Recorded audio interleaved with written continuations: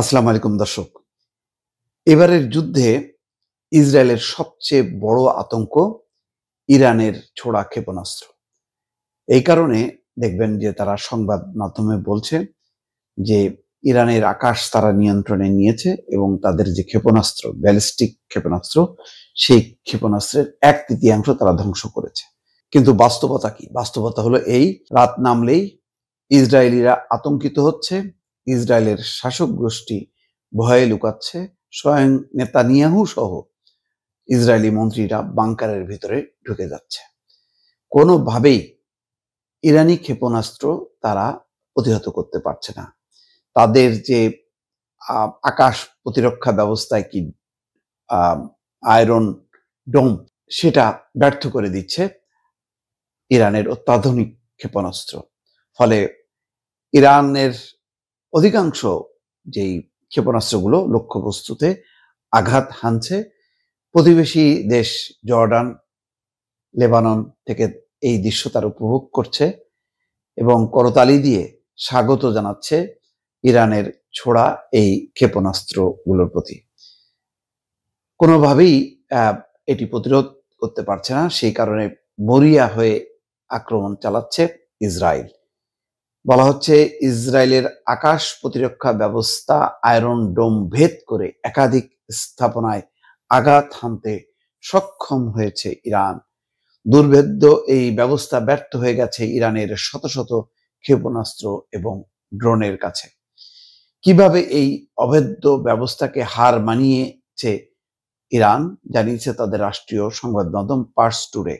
সংবাদ মাধ্যমটি বলছে, true promise 3 অভিযানে ইরানের ইসলামী বিপ্লবী গার্ড বাহিনীর মহাকাশ এবং বিমান শাখা ব্যাপক এবং সুনির্দিষ্ট ক্ষেপণাস্ত্র হামলার মাধ্যমে ইসরায়েলের দখলকৃত ভূমির গভীরে আঘাত হানছে, যা ইসরায়েলের নিরাপত্তা কৌশলকে সম্পূর্ণভাবে বিপর্যস্ত করেছে এবং তেল আবিবকে হতবাক এবং আতঙ্কিত করে তুলছে। পার্স টুডের প্রতিবেদনে বলা হচ্ছে, ইসলামী বিপ্লবী গার্ড বাহিনীর মহাকাশ এবং বিমান শাখা শনিবার রাতের অভিযানে নতুন পর্যায় শুরু করবে, যার কোড নাম ছিল ইয়া আলী ইবনে আবি তালিব। এই অভিযানে ব্যাপক এবং সমন্বিতভাবে ইসরায়েলের কৌশলগত লক্ষ্যবস্তুতে আঘাত হানা হয়েছে। এই অভিযানটি ব্যালিস্টিক ক্ষেপণাস্ত্র এবং আত্মঘাতী ড্রোনের সমন্বয়ে বাস্তবায়িত হয়েছে। ফার্স নিউজ এজেন্সিকে দেওয়া এক সূত্রের তথ্য অনুযায়ী এই অভিযানে ইমাদ এবং গাদর ও খাইবার শেকান ব্যালিস্টিক ক্ষেপণাস্ত্র ব্যবহার করা হয়, যার লক্ষ্য ছিল হাইফা, তেল আবিব এবং ইসরায়েলের উত্তরাঞ্চল। ইসরায়েলের তেল শোধনাগার, বিদ্যুৎ সরবরাহ কেন্দ্র এবং বিমান বাহিনীর জ্বালানি সরবরাহ কেন্দ্রগুলোকে সুনির্দিষ্টভাবে আঘাত করাই এই ক্ষেপণাস্ত্রগুলোর নির্ভুলতা এবং শত্রুর প্রতিরক্ষা ব্যবস্থার গভীরে প্রবেশ করার ক্ষমতাকে প্রমাণ করে। ইসরায়েলি মিডিয়ার খবর অনুযায়ী অন্তত 20 জন ইসরায়েলি এই অভিযানে নিহত হয়েছে, আহত হয়েছেন আরো অনেকে।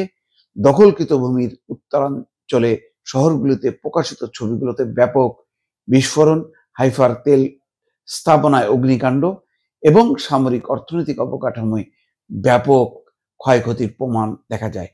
কোনোভাবেই ইসরায়েল রহস্য ভেদ করতে পারছে না যে কিভাবে তাদের একেবারে তেল আবিবের সুরক্ষিত যে আয়রন ডোম ব্যবস্থা, সেই ব্যবস্থাকে ভেদ করে একের পর এক ক্ষেপণাস্ত্র হামলা চলছে।